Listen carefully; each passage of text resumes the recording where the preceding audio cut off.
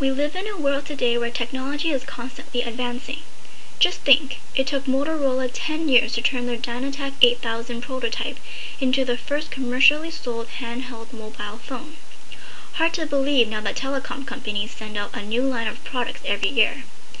Cell phones have gone from being big, bulky machines intended for convenient calling to small devices equipped with cameras, MP3s, and internet. Telecommunications is a multi-billion-dollar industry, with the number of cell phones in use surpassing 2.5 billion in 2006. Cell phones have become an indispensable part of our lives. When accidentally left at home, people often feel lost or disconnected from the world, almost as though they are missing a part of themselves. It is hard to imagine life without these ingenious devices. However, did you know that by using cell phones, we may be indirectly financing civil wars and driving slave labor in Africa? That is the unfortunate result from the export of coltan from the Eastern Democratic Republic of Congo. Columbite-tantalite, or coltan, is a metallic ore that is mined and then refined in order to produce capacitors, a device vital to electronic applications such as laptop computers, video game consoles, and mobile phones. 80% of the world's coltan supply comes from mines in eastern Congo, where it is being exploited and sold by military forces. Most of the workers who mine the small, dangerous caves are either forced to do so by armed military men or because it is their only way to earn a living. In some regions, 30% of schoolchildren are forced to work the mines. The miners work under inhumane conditions, digging with bare hands and feet in caves with little air. They are armed with nothing more than a hammer, a chisel, and a simple flashlight.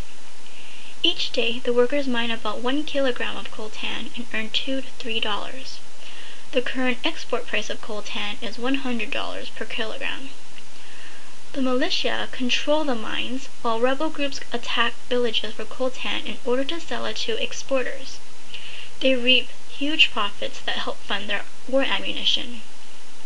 During the technological boom, when the price of coltan was $600 per kilogram, it is estimated that the Rwandan army made $20 million per month exploiting coltan. Thus, the only profiteers of coltan are commanders who exploit slave labor, while the ones who benefit from the trade are international companies who buy their minerals from Congolese suppliers. It is unclear as to whether manufacturing companies know where their supplies come from, or if they even care to find out. Some companies, as Motorola and Nokia, have claimed that they do not use coltan sourced from illegal mines in the war zones of the Congo. However, when coltan is exported, there is no way of knowing which mines they came from. According to a report by the United Nations, the conflict over coltan over the past decade has claimed more than 4 million lives. So what can be done when the global demand for electronic products made from the blood of Congolese men and women has no end in sight? The unfortunate reality is that it will take more than conscious consumption to end the exploitation. Perhaps more public exposure and continued pressure on manufacturers, demanding they ensure the use of only legitimately mined coltan, is the first step to curbing this unethical behavior.